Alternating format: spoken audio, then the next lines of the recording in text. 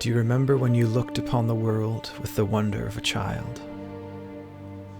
When Mom's garden was the hiding place of white fairies, and the critters in the woods could speak?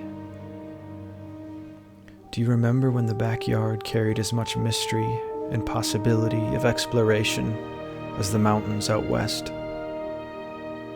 Or how the excitement felt over the worlds that waited for you at the park across the field?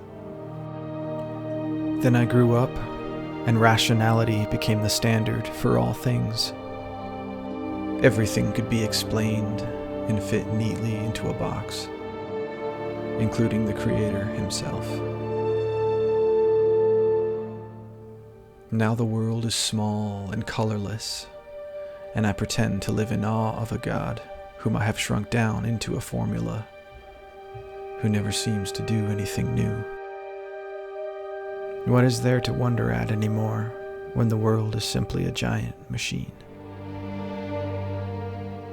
But some have seen past the surface of things and glimpsed the deeper truth, like Ezekiel on the banks of the river when the veil lifted between him and a land of fantastical reality, the country of a king who never needs to do things the same way twice, and whose subjects are as diverse and mythical as they are beautiful. When Job sought a rational answer for his suffering, God instead spoke of the incomprehensible wonder of creation, of humble animals and magnificent beasts, and of himself.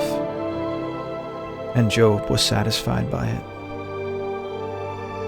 A glimpse was enough to restore the wonder of the unfathomable mystery we live in, to realize the excitement of the depth and richness of the soil of creation, and the even greater glory awaiting in the country beyond.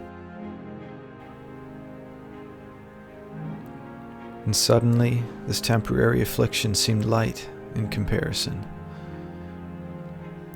And while reason and rationality have their proper place, it has been said that unless one becomes as a little child, it cannot enter the kingdom.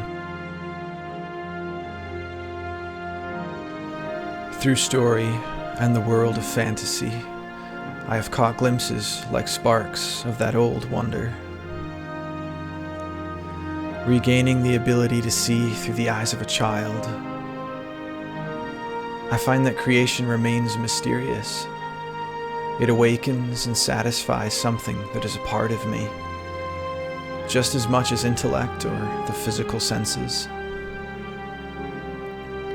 Perhaps this is why fantasy, fairyland, the world of storymaking, held such an honorable place in the hearts of yesterday's theologians. Perhaps they recognized that the way we view the world around us directly affects how we see God himself. If we can find wonder in creation, how much more will we be in awe of the King who created it? How much more marvelous will we find the truth that he would call us friend, or that the warrior poet king, the Son of God himself, in a tale of highest virtue, would take the arrow of death aimed for you and I, would take on the dragon, all for the sake of true love. But it seems to me as if the realm of fantasy has been all but surrendered by Christians today.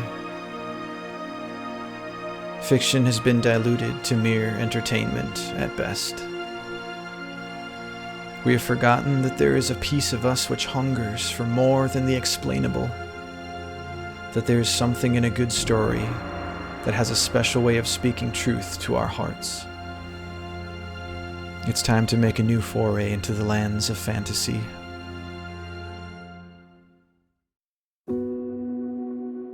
To recapture the ability to wonder, to taste and see that God is more deep and wide than we can fathom, and that of his country no ear has heard nor eye has seen how fantastic a place awaits us.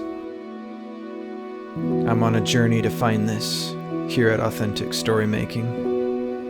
I hope you will join me. Let's step into the wild. Worlds are waiting.